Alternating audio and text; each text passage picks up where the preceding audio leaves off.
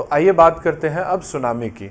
Tsunami एक ऐसा hazard है जो ओशियन से रिलेटेड है और अर्थ पे ओशियन सबसे ज़्यादा है एज़ कम्पेयर टू कॉन्टिनेंट।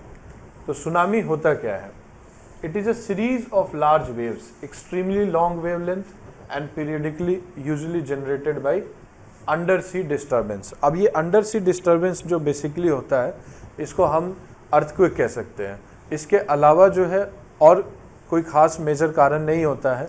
कई बार at the bottom of sea volcanic eruption इतना होता है तो उसके वजह से भी वेव्स क्रिएट हो जाते हैं। तो एक्सट्रीमली लार्ज, जैसे वेव तो नॉर्मली भी होता है, लेकिन जब ये वेव बहुत ह्यूज हो जाता है तब जाकर के ये हमें नुकसान पहुंचाता है। और ओपन सी में सुनामी इज़ नॉट डिजास्टर, लेकिन as it approach to the coast, जैसे ही वो कॉन्टिनेंट के नियर पहुंचता है तो वो हमारे लिए फिर डिजास्टर के रूप में बन जाता है। सुनामी का जो वर्ड है सुनामी, वो जापानीज वर्ड है जिसका मीनिंग है हार्बर वेव। तो हार्बर वेव का मतलब आप समझ सकते हैं कि किनारे पे आने वाला wave. Earthquake generated tsunamis by vertically movement of the sea floor. अगर सी फ्लोर में अर्थक्वेक अकर करता है तो वहाँ से सुनामी जो है वो अकर कर जाएगा। पूरे पोटेंशियल है। अब अर्ली वार्निंग सिस्टम की अगर हम बात करते हैं तो अगर अर्थक्वेक अकर कर रहा है तो यहाँ पे हम अर्ली वार्निंग सिस्टम डेवलप कर सकते हैं कि हो सकता है कि सुनामी अकर कर सके। It can be triggered by landslide into और अंडर द वाटर सरफेस। अगर पानी के नीचे किसी तरीके का लैंडस्लाइड होता है या बॉटम जो है वो किसी तरीके से स्लाइड कर रहा है टेक्टोनिक मूवमेंट से या फिर कोई वोल्केनिक एक्टिविटी से, तो उससे भी जो है सुनामी अकर करता है। Then tsunami waves have the potential to destroy almost all things. अगर हम 2004 की बात करें तो इंडियन ओशियन में जो सुनामी अकर किया था वो बहुत ही डिजास्ट्रस था। सिर्फ इंडिया के लिए नहीं, इंडियन ओशियन को जो कंट्रीज टच करते हैं उन सभी के लिए। इंडिया में भी ये बहुत बड़ा डिजास्टर था। इसमें हमने बहुत सारी चीज़ें सीखी भी और हमने इसमें बहुत लेसन्स भी हमने लर्न किए, जिसको हम अब इम्प्लीमेंट कर रहे हैं कि कोस्टल रीजन में किस तरीके का डेवलपमेंट होना चाहिए और बाकी चीज़ें। जो सबसे ज़्यादा हिट एरिया था अंडमान एंड निकोबार आइलैंड, आंध्र प्रदेश, तमिलनाडु, पौंडीचेरी, केरला, यानी कि ईस्टर्न पार्ट जो है इंडिया का वो सबसे ज़्यादा हिट था। टोटल डेथ जो थी वो 12,000 प्लस थी, जबकि ऑलमोस्ट मोर देन 5,000 जो है वो अभी भी अनअकाउंटेड है, जिनका पता ही नहीं है। टोटल एस्टिमेटेड वैल्यू जो है वो 11,000 करोड़ से भी ज़्यादा का था, मतलब approximately United state dollar 2.56 billion, इससे भी ज़्यादा का नुकसान हमें झेलना पड़ा था उस सुनामी में। तो इसका जो इम्पैक्ट है वो बहुत ही सीवियर होता है कोस्टल रीजन पे। सुनामी का इंडिया में जो रिस्क है वो कुछ इस तरीके से है। ईस्ट एंड वेस्ट इंडिया जो शोर लाइन है वो दोनों जो है सुनामी प्रोन है, क्योंकि it is a coastal aspect और कोस्टल रीजन में ही अकर करता है। समुद्री वेव्स हैं, जहाँ समंदर होगा वहाँ पे ये अकर करेगा। For a tsunami to hit India coast line it is necessary that a tsunamigenic earthquake of magnitude greater than 6.5 must occur. India में ईस्टर्न रीजन हो या वेस्टर्न रीजन हो, अगर अर्थक्वेक जो है समंदर के अंदर 6.5 से ज़्यादा का अकर करता है तो देयर इज चांसेस कि सुनामी अकर करेगी। और यही वो बेस है जिसके बेस पे हम अर्ली वार्निंग सिस्टम इसमें डेवलप कर सकते हैं और किया भी है। इसके कंसिक्वेंसेस क्या हो सकते हैं, अगर ये आता है तो क्या कुछ नुकसान हो सकता है। ये बहुत ही कॉमन है समझना कि डैमेज तो करेगा ही करेगा, उसके अलावा डेथ, डिजीज़, इंजरी, क्योंकि ये एक कोस्टल रीजन में फ्लडिंग भी कर देता है। वेव्स आती हैं तो बहुत ही ह्यूज अमाउंट ऑफ वाटर अपने साथ लेके आती हैं और वो पूरे के पूरे रीजन को फ्लड कर देती हैं। अब उनकी निकासी करना बहुत ज़रूरी है। अगर ज़्यादा समय तक रहेगा तो उसमें जो जानवर मरे हैं या जो उसमें पेड़ पौधे सड़ रहे हैं उसके वजह से जो है वो हाइजीन प्रॉब्लम क्रिएट हो जाता है और फिर डिजीज़ भी अकर कर सकता है। तो पेंडेमिक वगैरह जो है वो एंडेमिक जो है वो आपका अकर कर सकता है बीमारियाँ। इस बात का ध्यान रखना है, ये एक कंसिक्वेंसेस है। फिर जीडीपी का तो नुकसान होता ही होता है, क्योंकि पूरा का पूरा चाहे वो कमर्शियल सेंटर हो या रेजिडेंशियल पार्ट हो, सब कुछ डिस्ट्रॉय किया जा चुका, मतलब ख़त्म हो जाता है, पूरा वैनिश कर देता है। अभी के लिए एग्जिस्टिंग चैलेंजेस क्या है, जो क्रिटिकल एरियाज ऑफ कंसर्न है सुनामी को लेके, वो ये है कि lack of easily accessible tsunami documentation नहीं है हमारे पास, मतलब इन्फॉर्मेशन ही नहीं है, ऑफिशियली इन्फॉर्मेशन नहीं है कि क्या कुछ अकर करता है, किस पैटर्न में करता है, क्या है। Lack of high resolution near shore, और जो समंदर के किनारे हैं, ठीक है, हाई रेजोल्यूशन नियर शोर बैथमेट्रिक एंड टोपोग्राफिक डाटा, जो हमारे डाटा है टोपोग्राफी से रिलेटेड कि कौन से ऐसे शोर लाइन है जो सबसे ज़्यादा वीक है, जहाँ पे अगर हल्का भी स्ट्रॉन्ग वेव आता है तो पूरी की पूरा इरोड कर सकता है कोस्टल रीजन को, तो उसकी भी कमी है। कम्युनिटी में इसकी अवेयरनेस नहीं है, आइडेंटिफाई नहीं कर पाएंगे कि कौन सी वेव नॉर्मल है, कौन सी सुनामी वाली है। फिर उसके बाद इंफॉर्मेशन की कमी, ये भी है। Lack of people's participation in strengthening disaster preparedness, जो इसका मिटिगेशन का प्रोग्राम है, जो इमरजेंसी रिस्पांस प्रोग्राम है कोस्टल रीजन में, इसमें लोगों का पार्टिसिपेशन बहुत कम होता है। एज अ कम्युनिटी हम बहुत कम अवेयरनेस प्रोग्राम्स में पार्टिसिपेट करते हैं, we don't feel the need, लेकिन ये सबसे बड़ा हमारा लैक है, जिसके वजह से सुनामी के साथ साथ दूसरे डिजास्टर्स भी अकर करते हैं जब, तो उसमें हमें नुकसान होता है और पता नहीं होता करना क्या है। डॉक्यूमेंटेशन की बात ऑलरेडी कर चुका हूँ मैं। Tree plantation is a cost effective long lasting means of tsunami. Coastal region में डेवलपमेंट इतना फास्ट हो रहा है कि जो नेचुरल वेजिटेशन का जो बेल्ट है वो ख़त्म हो रहा है, उसके वजह से इरोजन भी हो रहा है। और हमने ये देखा है कि जैसे एक एग्जांपल है कि विलेज ऑफ नालूविल्ड पथी, यहाँ पे 80,200 ट्रीज जो है वो प्लांटेड किए गए थे 2002 में, और इसके वजह से यहाँ पे मिनिमल, यानी कि जो डेथ थी ये सबसे कम फेस करनी पड़ी थी।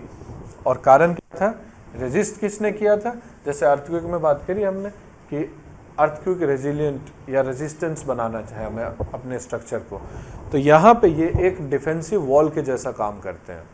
अब डेवलपमेंट प्रोजेक्ट के वजह से ये चीज़ें हट रही हैं, इस वजह से दिक्कत है। दूसरा जो एग्जांपल है existing coconut palm and mangrove trees. Sundarban में मैनग्रोव के होने के वजह से, अंडमान एंड निकोबार में मैनग्रोव के प्रेजेंस के वजह से सुनामी के इम्पैक्ट को रिड्यूस किया गया था। मतलब जब 2004 का एक्सपीरियंस है जो हमारा, वो ये है कि उस समय जो अकर किया था सुनामी, उसमें जहाँ जहाँ पे या तो प्लांटेशन है या फिर मैनग्रोव है, यहाँ पे इम्पैक्ट कम हुआ है एज कम्पेयर टू जहाँ पे ये फीचर्स अवेलेबल नहीं थे। तो ये बहुत बड़ा लर्निंग भी है हमारे लिए। फिर इससे रिलेटेड 2010 अगस्त में एनडीएमए ने गाइडलाइंस बनाई थी, और इसके साथ साथ जो है 2017 में इससे रिलेटेड क्वेश्चन भी आया था। तो ये मत देखिएगा कि 2010 में गाइडलाइन आई है और क्वेश्चन 17 में पूछा जा रहा है, और अकर किया है ये 2004 में। तो सुनामी जो मेजर है वो 2004 में आया, 10 में गाइडलाइंस बनी थी, 17 में क्वेश्चन पूछा है। तो इसका कोई रिलेशन नहीं है, कोई पैटर्न ढूंढने की कोशिश मत करिएगा। क्वेश्चन है गाइडलाइंस के ऊपर आता ही आता है, ध्यान रखिएगा। क्वेश्चन क्या है, discuss the factors responsible for tsunami के अकरेंस है। अब ये स्टैटिक पार्ट है कि सुनामी क्यों अकर करता है, फिर उसके बाद उसका इफेक्ट क्या है लाइफ एंड इकोनॉमी पे।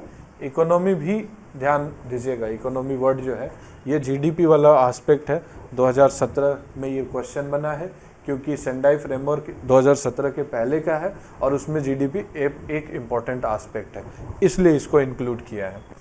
और इसी के कॉन्टेक्स्ट में एनडीएमए की जो गाइडलाइन है 2010 की, ये गाइडलाइन जो है इसको डिस्क्राइब करना है कि हमारा प्रिपेयर्डनेस क्या है इसके रिस्क को रिड्यूस करने के लिए, ठीक है। तो ये चीज़ है। तो ओवरव्यू क्या है इसका गाइडलाइंस का, अब गाइडलाइंस के ऊपर तो बात की जा रही है, तो ओवरव्यू क्या है, सुनामी प्रिपेयर्डनेस, जैसा कि इसमें क्वेश्चन पूछा गया है इसीलिए मैंने इसको हाईलाइट किया है, एंड उसके रिस्क को किस तरीके से रिड्यूस कर सकते हैं। तो इसमें सुनामी के जोनिंग करना, emergency response, regulation and enforcement of techno legal regime, यानी कि लैंड यूज कोस्टल रीजन पे कैसा होना चाहिए, उसको मॉनिटर भी करना है कि प्लांटेशन वहाँ पे ठीक है कि नहीं है। मैनग्रोव जो कि हमने देखा है कि इसका प्रेजेंस और एब्सेंस किस तरीके से डेथ को डिटरमाइन करता है, नंबर ऑफ डेथ को इंक्रीज या डिक्रीज करेगा। तो और शेल्टर बेल्ट्स जो है उसमें भी हमने नोटिस किया कि जहाँ प्लांटेशन है इम्पैक्ट कम है, नहीं है वहाँ पे इम्पैक्ट ज़्यादा है। तो ये सारी चीज़ें हमने फिर गाइडलाइंस में मेंशन करी। अब इसमें बहुत सारी ऐसी चीज़ें आपको दिखेंगी जो, जैसे अगर tsunami risk assessment and vulnerability analysis को हटा दें तो प्रिपेयर्डनेस, इमरजेंसी रिस्पॉन्स, जोनिंग और रेगुलेशन एंड एनफोर्समेंट, ये आपको बाकी दूसरे हैजार्ड के केस में भी गाइडलाइंस में मिलेगा। तो एक कॉमन जो चीज़ है गाइडलाइंस में वो ये है कि हमारी जो कमियां हैं उसको हमने गाइडलाइंस में दूर करने की कोशिश करी है। तो मेन टेकअवेज क्या है आपके गाइडलाइन से कि वाइड रेंज ऑफ अप्रोच होना चाहिए सुनामी प्रिपेयर्डनेस में, मिटिगेशन में, जिसमें जो है warning system, capacity building, education, building codes for the structures in the coastal region, कितने डिस्टेंस पे होना चाहिए।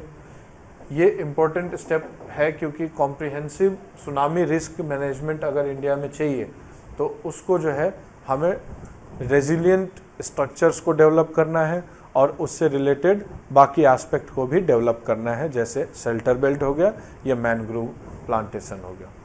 जो नोडल एजेंसी है सुनामी के केस में वो है मिनिस्ट्री ऑफ अर्थ साइंसेस, ठीक है। ये इसके डिजास्टर मैनेजमेंट के प्लान्स और सुनामी मैनेजमेंट उससे रिलेटेड जोनिंग वगैरह का काम ये करती है। उसके अलावा मेजर गैप जो है सुनामी रिस्क मैनेजमेंट में, क्योंकि क्वेश्चन में जो है वो रिस्क मैनेजमेंट का रिस्क रिड्यूस वाला एस्पेक्ट है, तो आपको ये गाइडलाइन से मेंशन करना है कि रिस्क मैनेजमेंट में क्या है। लैक ऑफ अवेयरनेस, ये आपको दूसरे हैजार्ड के केस में भी दिखेगा, ठीक है।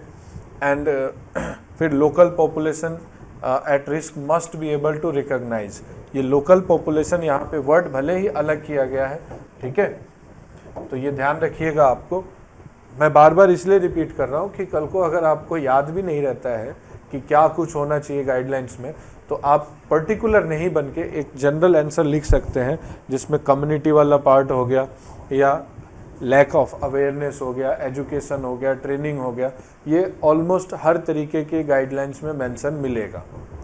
इसलिए मैं आपको इस चीज़ पे बता रहा हूँ और इसका मतलब यही है ट्रेडिशनल एंड इंडिजीनियस नॉलेज को जो है कम्युनिटी में उसको थोड़ा सा एनकरेज करना है, क्योंकि कई बार ऐसा होता है, हमने देखा है कि जो पुराने लोग हैं उनको बड़े अच्छे से आभास हो जाता है कि ये चीज़ होने वाला है, उसी को हम ट्रेडिशनल नॉलेज बोलते हैं। उसको डॉक्यूमेंट करना है। डॉक्यूमेंटेशन का एस्पेक्ट जो है वो प्राइम मिनिस्टर 10 एजेंडा में भी है और उसके अलावा इनके नॉलेज को indigenous, local, importance to local knowledge, ये भी देना है। तो ये सारी जो चीज़ें हैं ये हमारे टेकअवेज में है। फिर एक MS स्वामीनाथन कमेटी की रिपोर्ट है, इन्होंने क्या बताया कि ये जो प्लांटेशन जो है ये बहुत इम्पॉर्टेंट है। अगर कोस्टल रीजन में हम प्लांटेशन नहीं करेंगे तो फिर डिस्टर्बेंस होगा, दिक्कत होगी।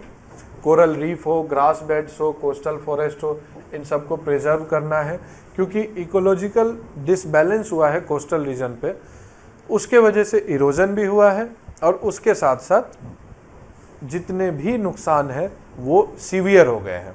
अगर इनकी प्रेजेंस है तो हमारा जो नुकसान है वो कम हुआ है। ये चीज़ है, ये हमने 2004 में एक्सपीरियंस किया है और उसी के बेसिस पे हम ये बात कह रहे हैं, ठीक है।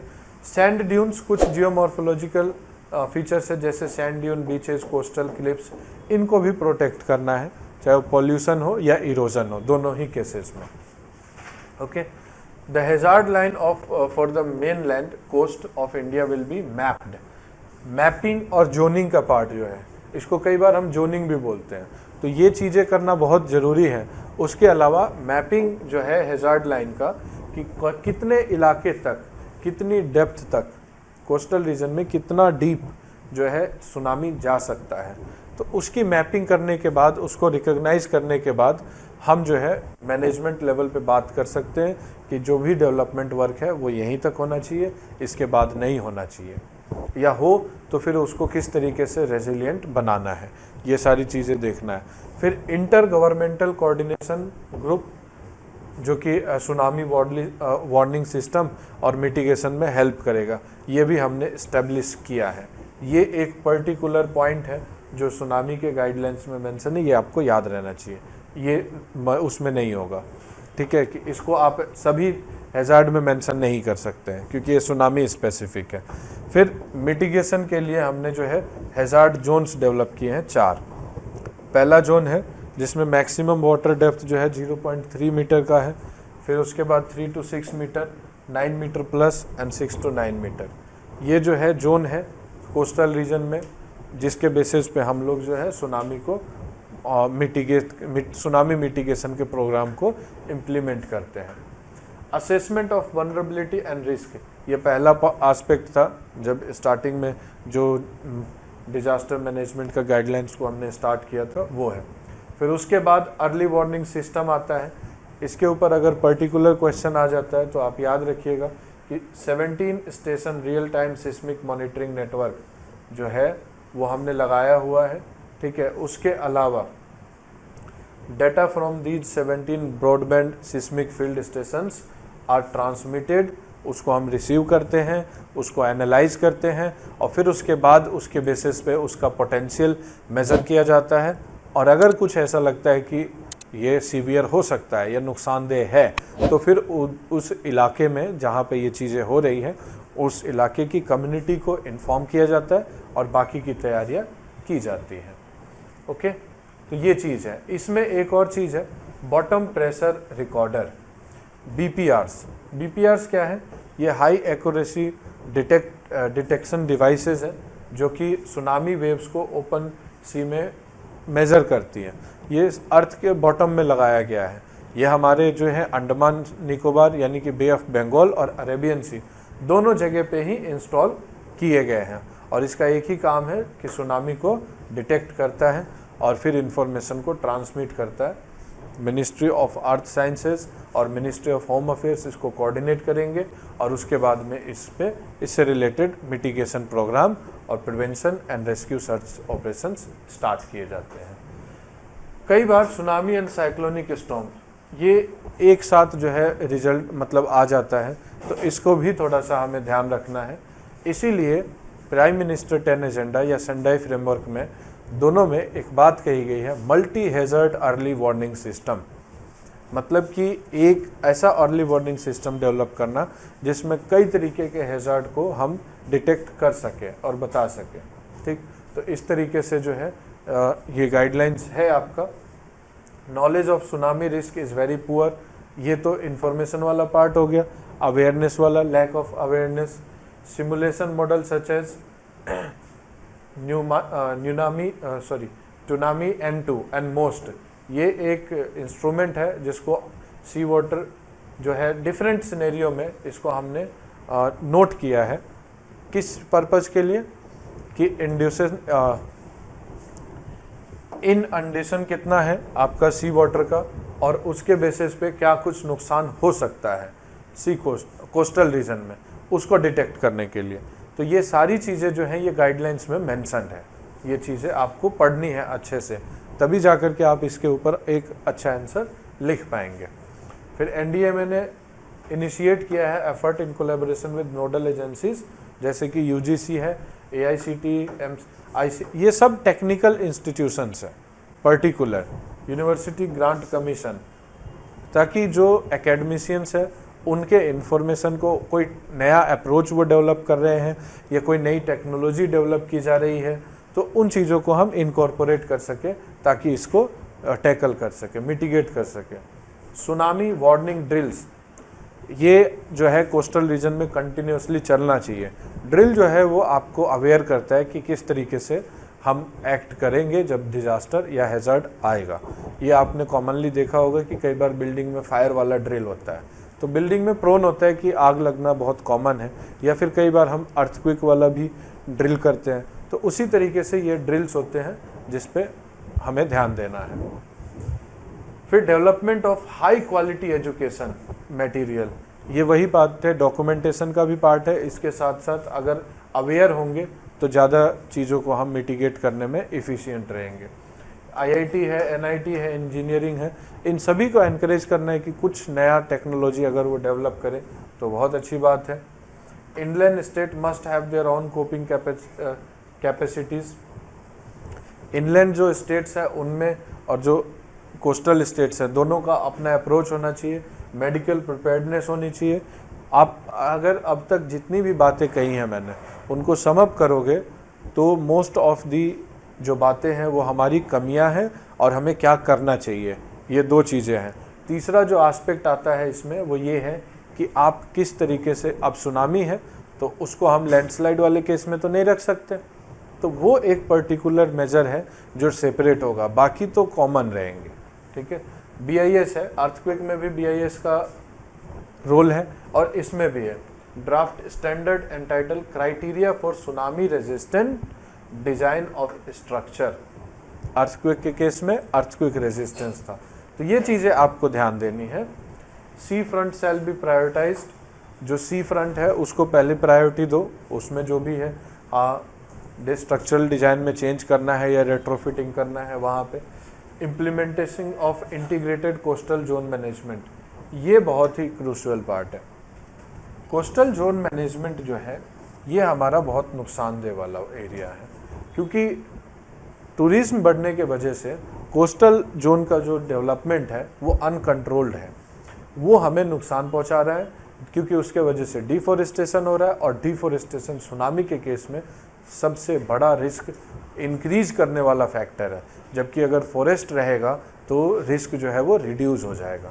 ये चीज़ है, ये नोट भी किया है और ये फैक्ट भी है, तो ये चीज़ है। अब barrier in and issues in technology deployment, इनको हमें सॉल्व करना है, साइंटिफिक प्रॉब्लम्स को सॉल्व करना है, डेटा की कमी को ख़त्म करना है, डेटा शेयरिंग जो कि कमी है उसको दूर करना है, कम्युनिकेशन को ख़त्म करना है, डेटा डुप्लिकेट ना हो, फिजिकल एनवायरनमेंट को ग्रो करना है, गवर्नमेंट स्ट्रक्चर को जो है वो रेट्रोफिटिंग या जो भी न्यू स्ट्रक्चर बन रहा है वो बीआईएस के स्टैंडर्ड पे होना चाहिए। सुनामी कई बार लीड करता है रीलोकेशन ऑफ पीपल, तो वो भी अच्छे से होना चाहिए, रिकवरी का पार्ट है, रिकवरी एंड रिकंस्ट्रक्शन का पार्ट है। फिर इसमें कुछ कल्चरल एंड सोशल और डेमोग्राफिक इश्यूज भी आते हैं, उसको भी हमें ध्यान रखना है। ये कुछ चैलेंजेस हैं जो अब तक हमने सुनामी में फेस किया है।